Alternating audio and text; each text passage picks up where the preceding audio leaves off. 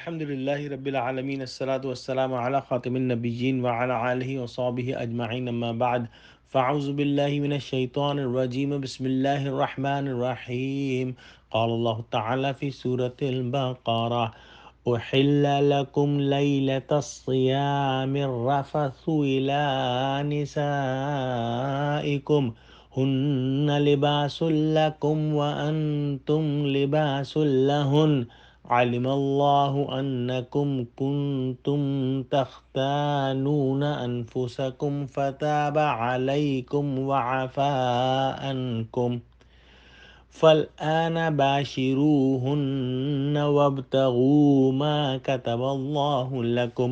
ترجمہ: حلال ہوا تم کو روزے کی رات میں بے حجاب ہونا اپنی عورتوں سے، وہ پوشاک ہیں تمہاری اور تم پوشاک ہو ان کی۔ اللہ کو معلوم ہے کہ تم خیانت کرتے تھے اپنی جانوں سے، سو معاف کیا تم کو اور درگزر کی تم سے۔ پھر ملو اپنی عورتوں سے اور طلب کرو اس کو جو لکھ دیا ہے اللہ نے تمہارے لیے۔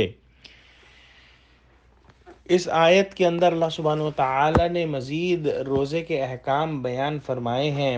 ابتدا کے اندر یہ حکم تھا کہ روزے دار کو روزہ کھولنے کے بعد سونے سے قبل کھانے پینے اور اپنی بیویوں کے ساتھ ہم بستری کرنے کی اجازت تھی، لیکن سو جانے کے بعد کھانا پینا اور بیوی کے پاس جانا حرام تھا۔ اسی زمانے میں یہ واقعہ پیش آیا کہ ایک انصاری صحابی جن کا نام قیس بن سرما رضی اللہ تعالی عنہ تھا، وہ کھائے پیے بغیر سو گئے اور صبح انہوں نے یوں ہی روزہ رکھ لیا۔ دن میں شدید بھوک کی وجہ سے وہ بے ہوش ہو گئے۔ اسی طرح حضرت عمر رضی اللہ تعالی عنہ کے بارے میں آتا ہے کہ وہ سونے کے بعد جماع کر بیٹھے، پھر خود ہی حضور اکرم صلی اللہ علیہ وآلہ وسلم کی خدمت میں حاضر ہو کر اپنی غلطی کا اقرار کیا۔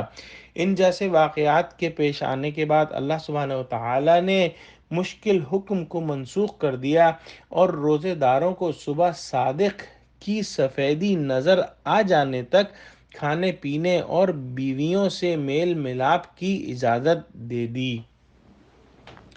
اس آیت کے اندر ایک بہت ہی بلیغ مثال اللہ سبحانہ و تعالی نے شوہر اور بیوی کے لیے جو ہے وہ استعمال کی ہے اور فرمایا کہ ہن لباس لکم وانتم لباس لہن، کہ تمہاری بیویاں پوشاک ہیں تمہاری اور تم پوشاک ہو ان کی۔ گویا جس طرح سے پوشاک یا لباس جو ہے وہ انسان کو آسائش دیتا ہے، زیبائش دیتا ہے، اگر اس کے جسم پر کوئی نقص ہو اس کی پردہ پوشی کرتا ہے، بالکل اسی طرح سے میاں بیوی بھی ایک دوسرے کو جو ہے وہ آسائش و زیبائش اور ان کی پردہ پوشی کرتے ہیں۔ بالکل اسی طرح سے جیسے کہ لباس پر اگر کوئی جو ہے وہ داغ دھبا لگ جائے تو انسان فوراً اس کو جو ہے وہ صاف کرنے کی، صحیح کرنے کی کوشش کرتا ہے۔ اسی طرح سے میاں بیوی بھی اگر ایک دوسرے سے کوئی غلطی ہو جائے تو اس کو جو ہے وہ صحیح کرنے کی جو ہے وہ کوشش کرتے ہیں۔ جس طرح سے لباس جو ہے وہ انسان کو راحت دیتا ہے، اسی طرح سے میاں بیوی بھی ایک دوسرے کو راحت دیتے ہیں۔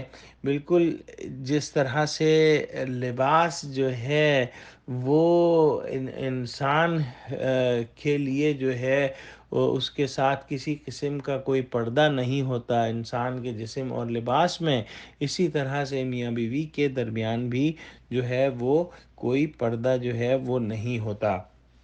اس کے بعد اللہ سبحانہ وتعالی نے فرمایا وَابْتَغُوا مَا كَتَبَ اللَّهُ لَكُمْ، کہ جو اللہ نے تمہارے لیے لکھ دیا ہے اسے طلب کرو۔